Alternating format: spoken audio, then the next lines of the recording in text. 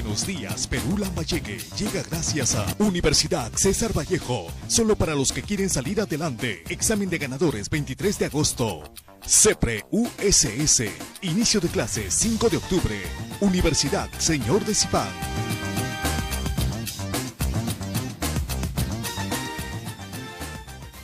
Buenos días Perú, buenos días Lambayeque, bienvenidos al último día de la semana y de la jornada informativa en Panamericana Televisión. Sin más preámbulos, hoy no hay toda la parafernalia de la información previa a todo lo que significa el desarrollo informativo. Vamos a ir a nuestros titulares porque tenemos un invitado realmente de lujo para conversar con él. Vamos con los titulares de la presente edición, viernes 21 de agosto, en vivo y en directo en Panamericana Televisión a través de Buenos Días Lambayeque. Ingenieros recomiendan auditoría a obra de Paseo Yorduque por presuntas deficiencias técnicas en su ejecución. Transportistas amenazan con paro por entrega de autorizaciones a empresas informales. Alumnos de colegio inicial estudian en viviendas debido a paralización de obra de nueva infraestructura. Procuradora de Lambayeque pide a Fiscalía formular denuncia penal por presuntas irregularidades en ejecución de obra de saneamiento. Bien, estamos de regreso y vamos a cambiar todo el esquema informativo en este día en particular para atender la gratísima presencia del doctor José Luis Sauquillo, de nacionalidad española. Él es un docente de la Escuela de Posgrado de la Universidad César Vallejo para el doctorado en gestión pública. Además, es un especialista en negociación política y construcción de consensos. Doctor José Luis Sauquillo, buenos días, bienvenido a Chiclayo, bienvenido a Perú, bienvenido a Panamericana Televisión. Muchas gracias, Ángel. Estoy encantadísimo de estar aquí en este magnífico país y en esta ciudad, como te decía antes, tiene el apelativo de la amistad.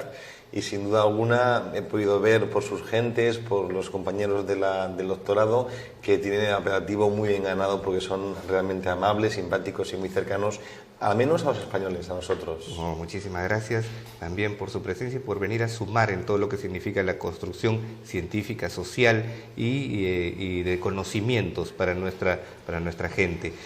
Doctor Sauquillo, su especialidad está en función netamente del trabajo político, de los grupos, de la sociedad, de la gente. Sí, nosotros en España trabajamos sobre todo, como bien le decía antes Ángel, la ciencia política. La ciencia política, como cualquier ciencia, como es la medicina, la química o la física, tiene diferentes especialidades. Y al igual que un médico se especializa en cirugía cardiovascular o en neumología, nosotros, en mi caso, estoy especializado en gestión pública y en concreto en negociación política, que en España hemos vivido una época electoral muy convulsa, donde en el escenario político ha habido diferentes formaciones políticas multicolor. Así es. Y al no llegar a unos porcentajes elevados de escrutinio, pues han tenido que coaligar, han tenido que pactar. Este es el futuro, Ángel, de los países europeos ya y el presente quizás de los países. En algún momento la experiencia latinoamericana de fusión tal vez haya sido la de Chile, post-Pinochet, muy bien, ¿no es cierto? Muy bien, Bachelet, la señora Bachelet tiene un gobierno de coalición. Así es. Yo siempre intento definir dos cosas. Una cosa es pactar el qué y otra cosa es pactar el quién. Ya. El quién son lo que se denominan gobiernos de coalición. Ya. Es el reparto de sillas. ¿Y cuál es el requisito fundamental? ¿El desprendimiento personal? ¿El desprendimiento político, partidario, las filosofías y doctrinas partidarias? Yo siempre digo que para coaligar hace falta cierta afinidad de los líderes de los partidos políticos. Es importante una afinidad y que no haya un choque de liderazgos, es claro. Y luego además la cercanía ideológica. Dos partidos ideológicamente dispares nunca pueden coaligar. O pueden coaligar, pero seguramente de una forma coyuntural, no estructural. Y lo más importante en coaliciones, en negociaciones políticas, es que la negociación, que el pacto perdure en el tiempo. ¿Esto quiere decir que la izquierda y la derecha nunca van a converger? Hay en Europa hay casos de que sí. En Finlandia, por ejemplo, los países nórdicos, hay coaliciones entre la derecha y el partido de los verdes. De manera que en el programa electoral la derecha ha dicho que va a mantener las centrales nucleares y los verdes han dicho que van a eliminarlas. Por tanto, de forma programática suele haber choques. Pero lo más importante es el programa en general, los pilares básicos del programa electoral, como usted sabe, supongo que en Perú igual, no comprometen jurídicamente al partido político ni al equipo del gobierno. No necesariamente. No necesariamente son promesas, pero sí que en España hay cierta tendencia a cumplirlas. De acuerdo. Y si no se cumple, se reivindican. Se debe de rendir cuentas. Hay mucho civismo en todo caso y una cultura política mucho mejor que en otros países, particularmente en nuestro país. Pero ese era el requisito del grupo político, de las organizaciones. ¿Cuál es el requisito que debe darse en el país para que se puedan formar estas alianzas? Pues en el país y Perú, si no tengo mal entendido, hay una distribución atomizada de partidos. Sí. Conozco que la izquierda está muy atomizada, muy fragmentada, la derecha un poco más concentrada.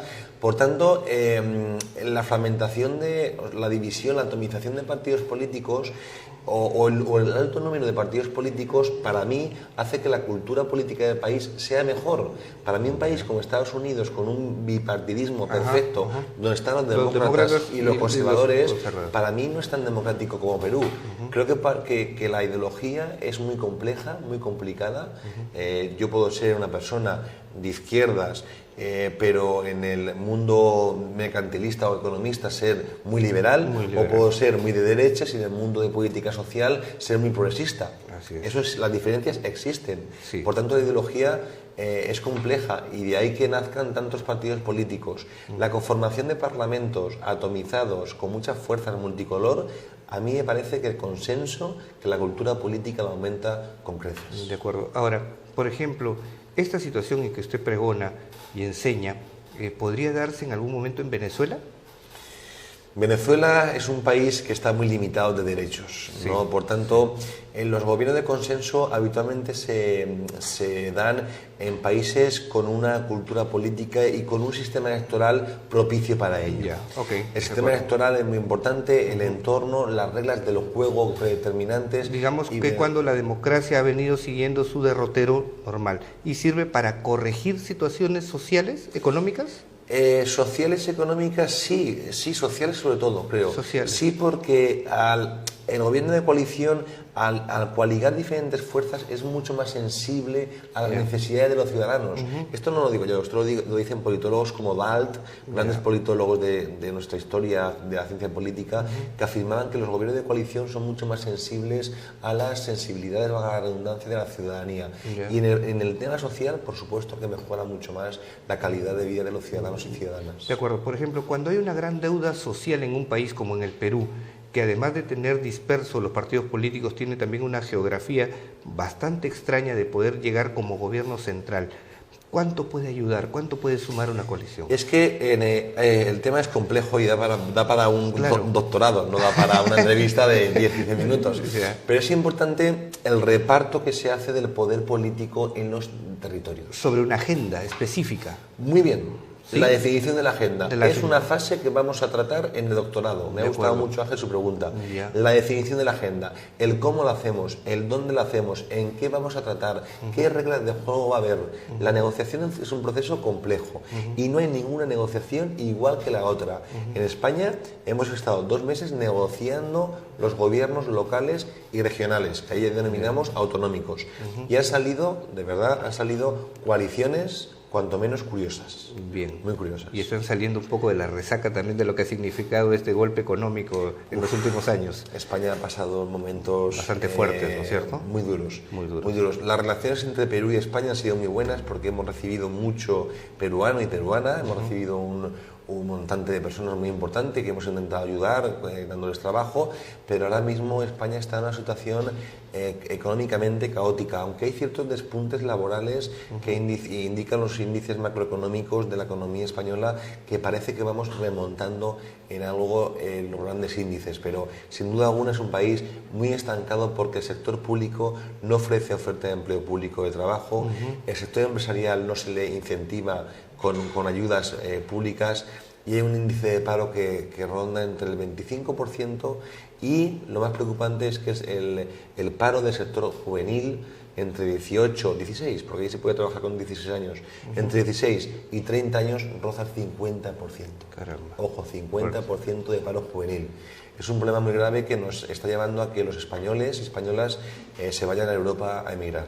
De acuerdo, vamos a ir a una pausa comercial y vamos a continuar conversando porque me imagino que también esta resaca, como yo lo he denominado, también se ve en situaciones como Grecia, ¿no es cierto? Por supuesto. Que ha afectado terriblemente en la economía europea y que también repercute en Latinoamérica de alguna manera porque debemos tener visión del mundo respecto de la política. Acompáñenme a la pausa comercial y regresamos en Panamericana Televisión y Buenos Días Lambayeque.